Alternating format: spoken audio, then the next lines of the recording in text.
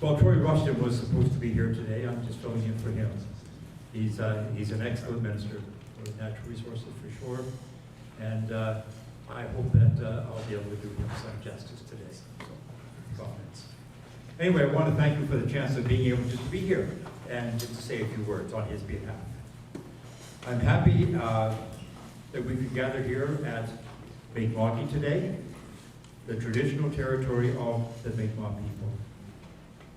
I'm happy to bring you an update from the Department of Natural Resources and Renewables, and on behalf of my colleague, of course, Troy Rushton. He's a tremendous supporter, you know, of sustainable forestry in Nova Scotia.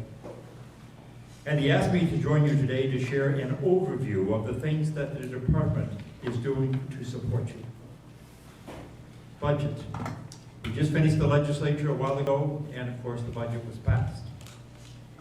That included a lot of things, but certainly has to do with forestry as well. Nova Scotia is now seen as a province with opportunity. And whenever Tim is giving a speech, he's always indicating that we are a province of opportunity now. A place where youth can actually build careers right here, and where businesses can actually thrive. This year's budget builds on work that we've already started. And it sets a path for the year ahead, a path that this province can afford. It keeps us on track to build Nova Scotia faster. The forestry sector plays a vital role in this. Forestry is among the resource industries that are the backbone of our rural economy, and we are a rural province. You provide thousands of good jobs that support our communities, and you produce quality wood products that Nova Scotians use every single day. So you are a priority for our government, you really are. And you're a priority for me here in my neck of the woods, because my constituency is mostly rural. Transformation, I know forestry is going through a significant transformation now. It takes a lot of effort to implement the recommendations from the Forestry Practices Review. I know Minister Rushton has dedicated the Department of Resources to ecological forestry on Crown land, and in helping private landowners like yourselves adopt these practices as well. And we're really making progress. It may not seem it sometimes, but we really are making progress. And we are about 86% of those recommendations underway for Crown land. In January, the department released a third batch of potential sites for high production forestry. We're coming a long way. And we're still moving forward to build a very bright future for this sector in Nova Scotia. We're continuing the complex work, and it is complex, with many experts and stakeholders, including dedicated stewards of the forestries like yourselves. Our goal is healthy forests today and for generations to come. And I know that's what you folks want as well, because that's how the industry is going to survive. That's how the industry is going to thrive.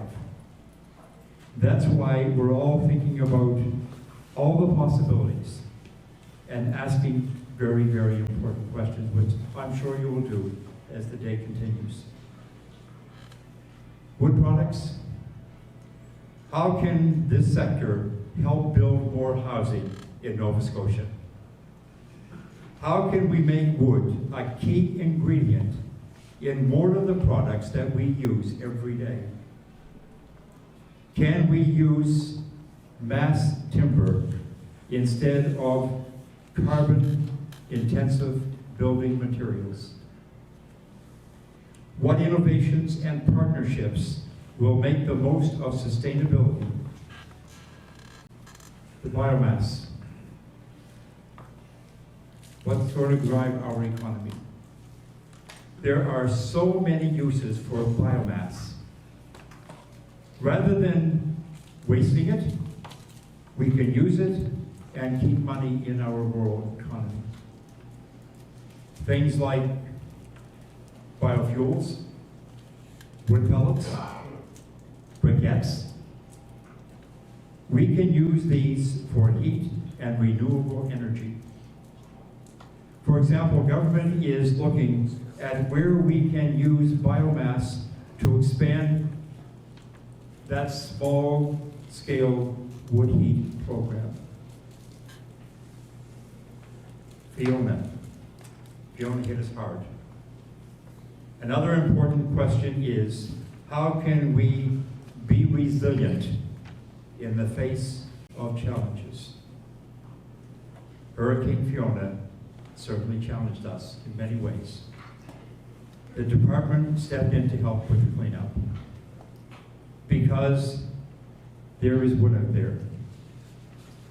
And because private woodlot owners needed help with repairing the roads and reestablishing the boundaries. The department invested more than $7 million in 22-23. And that's been rolling out through the Association of Sustainable Forestry and Forest Nova Scotia. And so far, more than 7,500 hectares have been cleaned up on private land.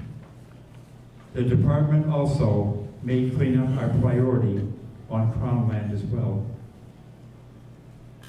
More than 2,100 hectares have been approved for harvest on Crown land since December of 2022. Despite all this significant effort, there is still wood and fiber remaining on both private and Crown lands. So our government made another $7 million investment through the Association of Sustainable Forestry. We're asking them to develop and manage a funding program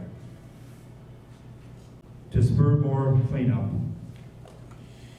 and produce better grade fiber. Several organizations have suggested initiatives.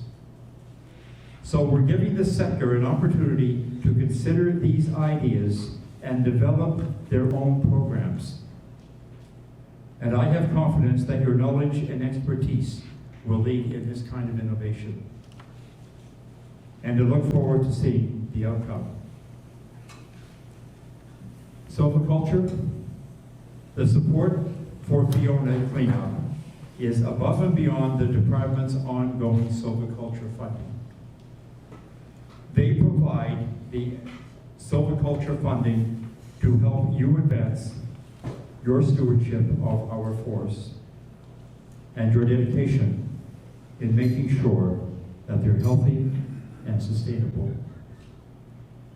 Last year, there were a couple of one-time investments in silviculture. The aim was to set you up for success. One of them helped biomasses adapt to the ecological forestry practices required in SCEM. And because it takes time to transition to the approach in the mixed use zone of the triad, I want to note that the department has more than $6 million over the next 4 years.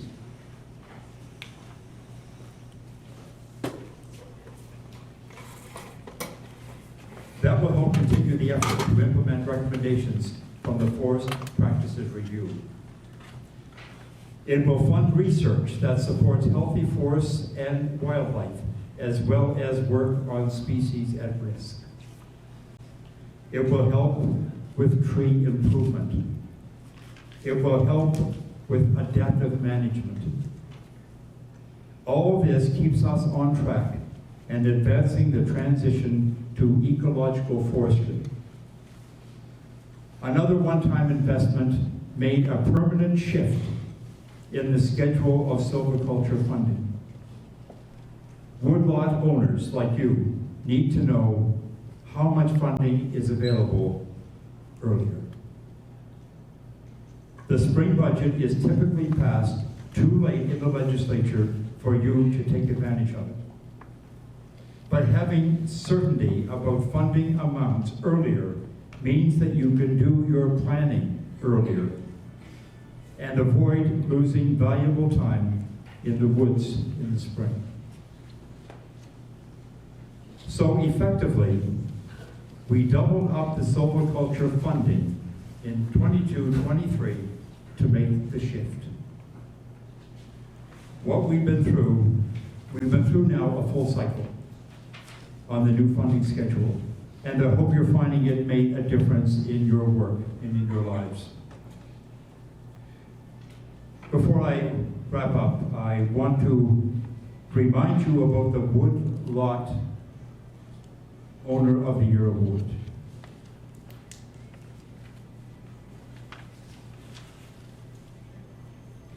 It recognizes small and private woodland owners for outstanding stewardship. And I want to give a shout out to those who received it in the past. And I expect some of them are here with us today. How many have received it already? Woodland, okay. We have a couple here. I encourage you to nominate folks. The deadline is going to be May the 15th. So if you do have someone in mind, please make that nomination. It has been a pleasure to spend some time with you today and share the update from the department. Everything the department does is designated to keep this forestry industry going, to have it succeed, to help you continue your role as a supplier of quality timber products that we use every day. And we do use stuff every day that has to do with wood. There's no question that the past number of years has been very, very challenging. But you've all stepped up. You've shown your resilience. You've been steadfast partners throughout the transition to ecological forestry. You're helping make the industry sustainable for the long haul. And with the foundations now in place, we're starting to see the fruits of this province.